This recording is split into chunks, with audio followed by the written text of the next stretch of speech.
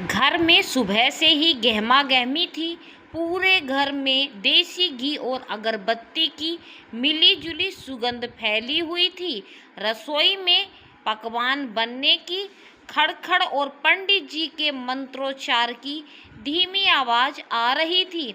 आज राघव के घर उसकी स्वर्गीय माँ की बरसी थी। राघव शहर का जाना माना व्यापारी था और समाज में अपनी प्रतिष्ठा को लेकर बहुत सजग रहता था। उसने तय किया था कि माँ का श्राद्ध इतनी धूमधाम से करेगा कि पूरा मोहल्ला देखता रह जाए। 11 ब्राह्मणों को न्योता दिया गया था। मीनू में 5 तरह की मिठाइयाँ, खीर, पूड़ी, कचौरी और ना जाने क्या क्या शामिल था। राघव धोती कुर्ता पहने, माथे पर तिलक लगाए बहुत व्यस्त दिख रहा था। वह बार बार अपनी पत्नी सुलोचना को निर्देश दे रहा था। सुलोचना, ध्यान रखना, पंडित जी को दक्षिणा में देने के लिए वो पीतल के बर्तन निकाल लिए हैं ना, और खीर में केसर ठीक से डाला है ना या नहीं। कंजूसी मत करना। माँ को खीर बहुत पसंद थी। उनकी आत्मा को तृप्ति मिलनी चाहिए। सुलोचना ने पल्लू से पसीना पोंछते हुए सिर हिलाया और वापस काम में लग गई। घर के एक कोने में एक पुरानी आराम कुर्सी पर राघव के पिता दीनानाथ जी चुपचाप बैठे यह सब देख रहे थे। उनकी उम्र 75 के पार थी। हाथ कांपते थे और नजर भी अब धुंधली हो चुकी थी। पत्नी के जाने के बाद वे एकदम अकेले पड़ गए थे। राघव अपनी दुनिया में व्यस्त रहता और सुलोचना घर के कामों में। दीनानाथ जी का दिन उस कुर्सी पर बैठकर या तो पुरानी यादों को कुरेदने में बीतता या फिर खिड़की से बाहर ताकते हुए। दीनानाथ जी की नाक में जब रसोई से आती इमरती और रबड़ी की खुशबू गई तो उनके मुंह में पानी आ गया। बुढ़ापे में स्वाद की ग्रंथियां बच्चों जैसी हो जाती हैं। उन्हें मीठा बहुत पसंद था, लेकिन राघव ने शुगर बढ़ जाएगी के डर से उनका मीठा पूरी तरह बंद करवा रखा था। यह डर सेवा से ज्यादा एक जिम्मेदारी से बचने का तरीका था, क्योंकि अगर पिताजी बीमार पड़े तो राघव का समय खराब होगा। दीनानाथ जी ने कांपते हाथों से अपनी लाठी उठाई और धीरे धीरे चलकर राघव के पास आए। राघव बेटा, उन्होंने धीमी आवाज में पुकारा। राघव उस समय पंडित जी की लिस्ट चेक कर रहा था। उसने बिना सिर उठाए कहा, क्या है बाबूजी? देख रहे हैं ना कितना काम फैला हुआ है। अभी डिस्टर्ब मत कीजिए। नहीं बेटा, वो बहुत अच्छी खुशबू आ रही है। मन कर रहा था कि आज तो माँ का श्राद्ध है, अगर एक इमरती मुझे भी मिल जाती तो। दीनानाथ जी ने बच्चों की तरह ललचाई नजरों से कहा। राघव ने झटके से डायरी बंद की और पिता की ओर घूरा। बाबूजी, आपको डॉक्टर ने मना किया है ना, शुगर 300 के पार है और आपको इमरती खानी है। अगर तबीयत बिगड़ गई तो अस्पताल के चक्कर कौन काटेगा? मेरे पास अभी फुर्सत नहीं है। जाइए अपने कमरे में बैठिए। सुलोचना आपके लिए दलिया और तुरई की सब्जी ला रही है। दीनानाथ जी का चेहरा उतर गया। बेटा, एक इमरती से क्या हो जाएगा? आज तेरी माँ का दिन है, खुशी का दिन है। बाबूजी, जिद मत कीजिए। राघव चिल्लाया। यह सब माँ की आत्मा की शांति के लिए बन रहा है। भोग लगाने से पहले इसे कोई नहीं खा सकता, और आप तो बिल्कुल नहीं, समझे ना? नहीं आता। बुढ़ापे में जुबान पर लगाम क्यों नहीं रहती आपकी? जाइए यहाँ से। दीनानाथ जी की आंखों में आंसू तैर गए। वे कुछ नहीं बोले। बस अपनी लाठी के सहारे लड़खड़ाते कदमों से वापस अपनी कमरे की ओर मुड़ गए।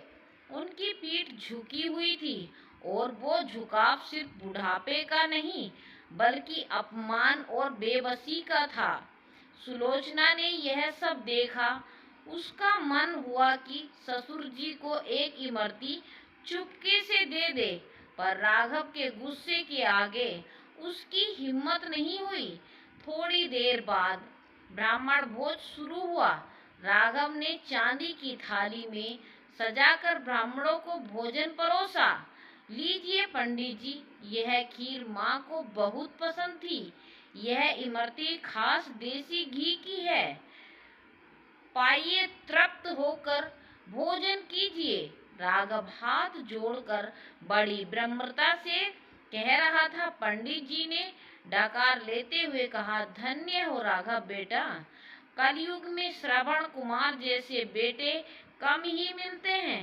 तुम्हारी माँ की आत्मा आज गदगद हो रही होगी। इतना सुंदर आयोजन, इतना स्वादिष्ट भोजन पितृपक्ष में जो अपने पूर्वजों को ऐसे तृप्त करता है, उसे वैकुंठ मिलता है। राघव गर्व से फूल गया। उसने पंडितों को भारी दक्षिणा दी, कपड़े दिए और उनके चरण स्पर्श किए। उधर बंद कमरे में दीनानाथ जी अपनी स्टील की प्लेट में रखा फीका दलिया चम्मच से हिला रहे थे। बाहर से आते पकवानों की महक उनके दलिये को और भी बेस्वाद बना रही थी। उनकी आंखों से एक बूंद आंसू टपका और दलिये में मिल गया। उन्होंने सामने दीवार पर टंगी अपनी पत्नी की तस्वीर को देखा और बुदबुदाए, भाग्यवान तुम तो चली गई और लोग तुम्हें खीर इमरती का भोग लगा रहे हैं। मैं यहाँ जिंदा हूँ, पर मुझे एक मीठा कोर भी नसीब नहीं। काश मैं भी तस्वीर होता तो कम से कम भोग तो मिलता। शाम हो गई, मेहमान जा चुके थे। राघव बहुत खुश था। सबने उसकी बहुत तारीफ की थी। वह अपने कमरे में बैठकर पैसों का हिसाब लगा रहा था कि तभी सुलोचना घबराई हुई आई। सुनिए, बाबूजी के कमरे से कोई आवाज नहीं आ रही। मैं शाम की चाय लेकर गई थी, वो वैसे ही कुर्सी पर लेटे हैं, उठ नहीं रहे। राघव के हाथ से पेन गिर गया। वह दौड़कर पिता के कमरे में गया। दीनानाथ जी कुर्सी पर अचेत पड़े थे। उनकी सांसें बहुत धीमी चल रही थी और शरीर ठंडा पड़ रहा था। पास ही टेबल पर वो दलिया वैसा ही वैसा रखा था। एक चम्मच भी नहीं खाया गया था। बाबूजी, बाबूजी, राघव ने उन्हें हिलाया। कोई जवाब नहीं। डॉक्टर को फोन किया गया। डॉक्टर तुरंत आए और चेकअप किया। इनका शुगर लेवल बहुत गिर गया है। डॉक्टर ने गंभीरता से कहा, इन्होंने शायद सुबह से कुछ खाया नहीं है और मानसिक तनाव भी लग रहा है। शरीर एकदम कमजोर हो चुका है। अगर अगले 1 घंटे में इन्हें होश नहीं आया तो कुछ भी हो सकता है। राघव सन्न रह गया। शुगर लो, लेकिन मैंने तो इन्हें मीठा खाने से मना किया था। सिर्फ मीठा मना करने से नहीं होता मिस्टर राघव, डॉक्टर ने डांटते हुए कहा। बुढ़ापे में इंसान को दवा से ज्यादा मन की खुशी की जरूरत होती है। अगर उनका मन मारकर उन्हें 100 साल भी जिला लिया जाए तो जीना किस काम का। अभी इन्हें तुरंत कुछ मीठा, ग्लूकोज या जूस देना होगा, वरना ये कोमा में जा सकते हैं। डॉक्टर ने इंजेक्शन लगाया और चले गए। राघव कुर्सी के पास जमीन पर बैठ गए। उसकी नजर उस ठंडे पड़े दलिये पर पड़ी। उसे अपने शब्द याद आने लगे। जुबान पर लगाम नहीं रहती। अस्पताल के चक्कर कौन काटेगा। उसने बाहर हॉल में देखा, जहां चांदी की थालियां रखी थी जिसमें पंडितों ने खाना छोड़ा था। और यहाँ उसका अपना पिता भूख और अपमान से बेहोश पड़ा था। राघव की आत्मा को जैसे किसी ने झकझोर दिया। उसे पंडित जी की बात याद आई, तुम्हारी माँ की आत्मा तृप्त हो गई होगी। क्या सच में? क्या माँ की आत्मा तृप्त हुई होगी? जब उसका ही पति, उसका जीवन साथी दूसरे कमरे में भूखा रो रहा था, राघव को अपनी गलती का एहसास हुआ।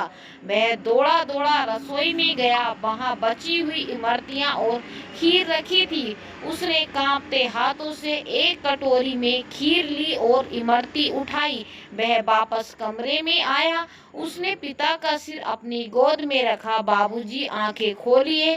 बाबूजी, राघव रोने लगा। देखिए मैं क्या लाया हूँ, आपकी इमरती। बाबूजी उठिए ना। उसने धीरे से दीनानाथ जी के मुंह में खीर का एक चम्मच डाला। दीनानाथ जी ने अचेतन अवस्था में भी उसे निगल नहीं। राघव डर गया। वह फूट फूट कर रोने लगा। मुझे माफ कर दीजिए बाबूजी, मैं दुनिया को दिखाने में लगा रहा कि मैं कितना अच्छा बेटा हूँ। मैंने मरे हुए लोगों को खिलाया, पर जो जिंदा भगवान मेरे घर में बैठे थे उन्हें भूखा रखा। अगर आपको कुछ हो गया तो मैं जीते जी मर जाऊंगा। सुलोचना भी रो रही थी। दोनों ने मिलकर दीनानाथ जी के हाथ पैर रगड़े। काफी मशक्कत के बाद दीनानाथ जी की पलकें झपकी। उन्होंने बहुत धीमी सांस ली। राघव ने तुरंत इमरती का एक छोटा टुकड़ा तोड़कर उनके होठों पर रखा। बाबूजी खाइए, यह आपके लिए है। दीनानाथ जी ने धीरे धीरे मुंह खोला। मिठास जैसे ही उनकी जुबान पर घुली, उनके चेहरे पर एक हल्की सी लकीर खिंच गई, शायद सुकून की। यह उन्होंने आंखें पूरी तरह खोली और राघव को देखा। राघव, उनकी आवाज बहुत कमजोर थी। हाँ बाबूजी, मैं हूँ, यह लीजिए और खाइए। आज कोई रोक टोक नहीं, आज डॉक्टर ने नहीं, आपके बेटे ने दिया है।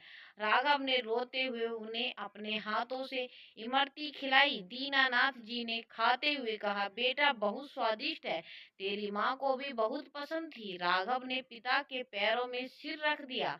बाबूजी, श्राद्ध तो उनका होता है जो चले गए, पर असली श्राद्ध तो तब है जब मैं आपको जीते जी तृप्त कर सकूं। आज मुझे समझ आ गया कि चांदी के बर्तनों में खिलाने से पुण्य नहीं मिलता, बल्कि बूढ़े माँ बाप की आंखों में चमक लाने से मिलता है। उस रात राघव ने एक फैसला किया। अगले दिन सुबह राघव ने पंडितों को नहीं बुलाया। वह सुबह जल्दी उठा, दीनानाथ जी को तैयार किया, उन्हें उनकी पसंद का नया कुर्ता पजामा पहनाया। कहाँ जा रहे हैं बेटा? दीनानाथ जी ने पूछा। पिकनिक पर बाबूजी, राघव ने मुस्कुराते हुए कहा। सुलोचना ने पूरी सब्जी और हलवा बनाया है। हम शहर से दूर उस मंदिर में जा रहे हैं जहाँ आप और माँ अक्सर जाया करते थे। आज हम तीनों साथ बैठकर खाएंगे। उस दिन दीनानाथ जी ने भी जी भर के खाया, हंसे और अपने बेटे के कंधे पर सिर रखकर सोए। उनकी आंखों में वो तृप्ति थी जो पिछले 10 सालों के किसी भी श्राद्ध में राघव ने महसूस नहीं की थी। शाम को जब वे लौटे तो राघव ने दीनानाथ जी से कहा, बाबूजी, अब से हर रविवार आपका चीट डे होगा। जो मन करे खाइएगा। मैं शुगर की चिंता बाद में करूंगा, पहले आपकी खुशी की चिंता करूंगा। दीनानाथ जी ने कांपते हाथों से राघव के सिर पर हाथ रखा। बेटा, आज तूने मेरा पेट भी भर दिया और आत्मा भी। आज सच में तेरी माँ का श्राद्ध सफल हुआ। राघव समझ गया था कि श्राद्ध का अर्थ है श्रद्धा, और श्रद्धा किसी तस्वीर या मूर्ति की नहीं, बल्कि साक्षात उपस्थित माता पिता की होनी चाहिए। मरनों उपरांत पिंडदान करने से बेहतर है कि जीते जी उन्हें एक गिलास पानी प्रेम से पिलाया जाए, क्योंकि जो जीवित को नहीं पूज सकता उसका मृत को पूजना केवल एक ढोंग है। दोस्तों, हमारे वेद पुराण भी कहते हैं कि पितृ देवो भवो। पितृ यानी हमारे माता पिता जब तक वे जीवित हैं उनकी सेवा, उनका आदर और उनकी छोटी छोटी खुशियों का ध्यान रखना ही सबसे बड़ा धर्म है। मृत्यु के बाद लाखों का दान भी उस एक पल की बराबरी नहीं कर सकता जब आप अपने बूढ़े माँ बाप के चेहरे पर मुस्कान लाते हैं, उन्हें बाद में याद करने से बेहतर है उन्हें अभी प्यार करें। दोस्तों, क्या आपके आसपास भी ऐसे लोग हैं जो दिखावे के लिए पूजा पाठ करते हैं लेकिन घर के बुजुर्गों की अनदेखी करते हैं? क्या राघव का पश्चाताप सही समय पर हुआ? आपकी इस कहानी के बारे में क्या राय है, हमें कमेंट करके बताइए। और कहानी पसंद ने क्या लाइक करें और शेयर करें ऐसी ही अच्छी कहानियों के लिए।